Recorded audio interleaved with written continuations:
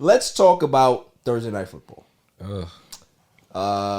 It was a fairly competitive game, right? Hard hitting. Yep. I would say it was a good game, other than the biggest elephant in the room that Tua Tagovailoa was concussed again, and severely this time. Like, obviously we saw what happened on Sunday where he got hit hard.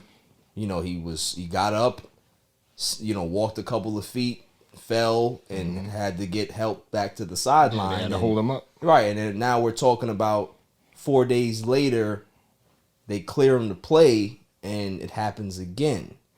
So, for me, you know, me and you were talking about this last night, and it's like, at what point do you use common sense? Like, I don't care how many concussion protocols he passes. Yeah. I don't care what his scans look like. I don't care about any of that stuff, right? Yeah.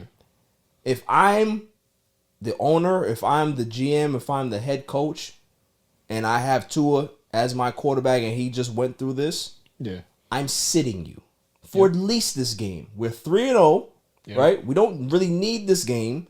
You can be able to have him sit out, give him a full 10 days of rest. He can come back the next game and be fully ready to play.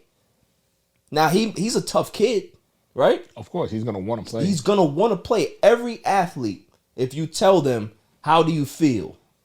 They're going to tell you, I'm fine, coach.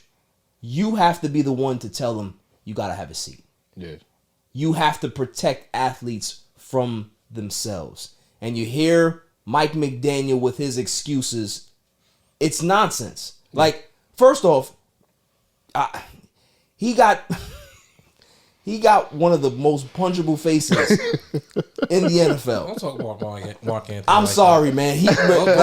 Just watching him speak, his whole demeanor just bothers me. Nah, I can't. It does. You can't get on him. You can't. He did what he had to do as a coach. How? He has bosses, and they have their protocols, and I don't think he should have went. We had the conversation the night that it happened. Right. I was like, listen, this needs to be a topic on the show. There's no reason that this kid should be playing the next Thursday night game. Correct. I mean, it's a hit that kind of went unnoticed, I feel, by the general media. But as somebody who's watched football for a long time, as soon as I saw that, I'm like, yeah, you're not playing next week if I'm the GM. Yeah.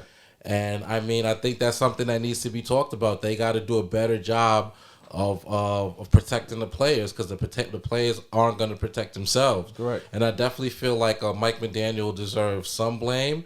But I mean, how much? There's the doctors, there's team doctors, there's the owner, there's the. I give him 30% blame. How much you give him? I give him at least 50% blame. 50? Because you know why? At some point, you got to use common sense. Correct. You know what I'm saying? You saw, I agree with what you're saying, Jeff, but I also agree with what Bishop because their whole excuse was he hurt his back. Right. Right. So he hurt his back, and because he hurt his back, that's what caused him to fall down the first time. He got up, tried to walk again, fell again, and then when he got up that second time, his lineman had to actually literally hold him up from falling again. Right. Right? Not one time in that entire sequence did he touch his back. Right. The entire time, first he went like this, put his hand on his head. He was shaking his head, trying to get the cobwebs out. At no point did you see him reach for his back. Anybody who's ever hurt their back, I'm an overweight dude that plays basketball. My back hurts all the time. The first thing that I do when my back starts hurting is grab it. My back. Yeah, you know what I'm saying? You hold the part that bothers you. You try to bend over, you try to stretch it. Right. You know what I'm saying? That's what you do. Right. Not at one point did he go to reach for his back. Right.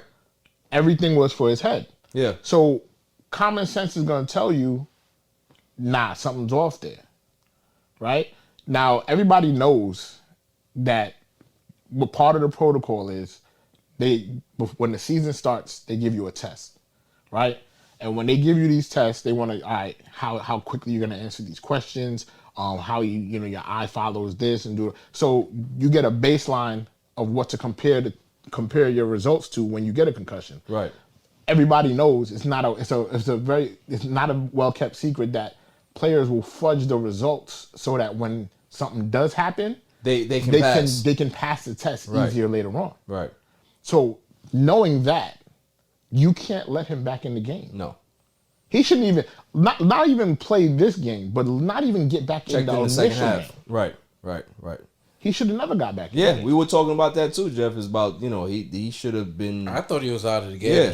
Yeah. And yo, I was shocked when he came back. Yeah, I was shocked when he came if it is a back injury, because I don't believe it is at all. But even in the way that he fell, you can kind of say he had a back spasm and it leaned him over to the left and made him fully hit his knee. Even I think that's a concussion. I've seen too many boxers just go down like that. But even if it is a back, for you to fall unwillingly of your own because your back hurts that much, take him out of the game, bro. Yeah. Like, because we just saw with Justin Herbert the week before, 2 rib shots back to back on plays, bang bang. Mm-hmm. He hasn't been the same since. Right. They could have even took him out on that first play just to let him catch his air, which is really what I thought happened to him the second time around. I didn't think he was really hurt. I thought, damn, he got hit in the exact same spot again. He probably didn't get to catch his air from the next one. He's going to be down a little bit. Let him breathe and he'll be all right. Turns out he has a bruised rib. You just saw it happen on national television. That's one of the games that the league watches. Y'all get together as teams to watch Thursday night games together. Mm-hmm. You just saw it happen. Building twice. You just saw it happen. Yeah. And then you're going to let it happen to your quarterback? Yeah. Right. And I mean, also, not all common sense is common, but at the end of the day, as the league, you're so worried about optics nowadays. Yep. That should be an optic call. Right. My guy just fell, off his own bearing. You're not playing next week. Just even if you're optically, that don't look good for our fans, because now every time you're in there, we're wincing. Every time you take a snap. Yeah. So I'm praying for him because I think he'll be back. I think he'll be okay. He's young. Luckily, it's been like other injuries and not concussions. This is something that could change the trajectory of his career. Of his life. Yep. Of his life. But that's what it is too, because once you get a concussion, that's it. You're more susceptible to get another concussion. Correct. So look how many great quarterbacks had to retire because of concussion. Troy Aikman. Usually once a guy gets a concussion once, and he's out for like a week or two, usually what happens is if he gets hit hard again, he's gonna get another concussion. And then he ends up being out for even longer. Right. So and that's part of it. Like, say you get hit in your ribs, like you were saying with Herbert, you got to sit out, let that heal. Mm-hmm. This is your brain. When you get a concussion, your brain is getting hit. Right. It's rattling around in your skull. It's getting bruised. So how would you think that it's not? You don't need to rest that. Right. To let that heal up. So that's where you got to step in and just be like, yo, this is not good. Yeah. Here's the thing that I said in regards to this whole dynamic, right? Where everybody is, looking at the NFL for answers. They're doing the investigation. I'm sure they're going to find whatever they want to find in that investigation, and we'll see what happens there, right? But I said today, even last night to myself, I'm not shocked. I'm not shocked that this happens. And I'm not shocked because it's the fucking Dolphins. Yeah. See what they just if this was the Pittsburgh Steelers, this doesn't happen. No. If this is the New York Giants, this doesn't happen. Patriots. If this is the Patriots, this doesn't happen. Nope. If this is the Rams, all of these reputable organizations, this doesn't happen with them. That quarterback doesn't play that next game. Yeah. Fucking Dolphins, the same Dolphins that are boasting about how much they tampered and try to do bullshit in the offseason. Yeah. You expect this team to have any type of accountability of what happens on the field with their players? Yeah. I said this is the line that people are going to remember when I say it. You need to have awareness to have accountability. Yeah. Think about it. If you don't know you're a fuck up, how are you going to take accountable of something that happens? Yeah. They're not aware that they're screw ups. They just do shit willy-nilly. But not even that. It's also part of it is like they don't care. Nah, they don't. Because what's the penalty? What is the penalty? Exactly. There is none. You know what I'm saying? No real So penalty. Stephen Ross is going to continue to do bullshit. They're going to continue to just throw the players out there because they don't give a fuck. What is the ramifications? He's not gonna lose his team. No. What are you gonna do? Fine him another $10 million? You think he cares? He already got suspended. He just watched from home now. What more can he do with, you know what me? I'm saying? Like, you know what I'm saying? At the end of the day, like that's why I put it on Mike McDaniel, because the whole time, the whole discussion was about, oh well, you know, me and Tua, we have this, you know, this bond. You know, I look at him like a younger brother. If that was your real younger brother, you gonna throw? If that was your son, you gonna throw him out there? That's your son. You gonna throw him out there on a Sunday? You see him get hit like that? That's your kid. That's my son. No. So don't give me that fucking type of line. Yeah. Don't gaslight me with that bullshit. And then got the nerve to come up with that dumbass excuse. Yeah. And say that and use that as a come on. You know we what I'm all saying? have eyes. We all have eyes, bro. And that's the whole thing. Like, that's why for me it's like. But you can't. The other thing is the players gotta be accountable too. Absolutely, but they're not. They're not. But you still at the end of the day, you gotta save them from themselves. You gotta save them from themselves.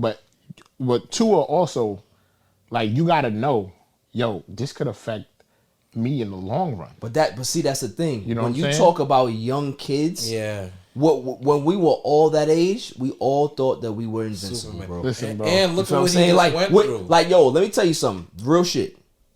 When I was 23, 22, I never imagined myself 37. Yeah. You know what I'm saying? Like, I was always looking at people that were older and saying, damn, you old as hell. Blah, blah, blah. I never imagined myself that age, because you're just stuck in whatever bubble you're in. That's how most young kids think.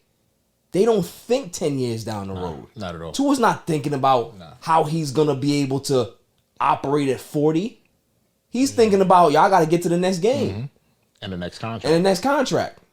You know what I'm saying? Like that's so it's difficult to teach young people that, because no matter how many times you tell them, it ain't going to register until they get older and they realize, damn, you know, Pops was really telling me the truth, or Moms was really telling me the truth, or, you know, my mentor was telling me the truth, or whatever it is. That's just human nature. Yeah.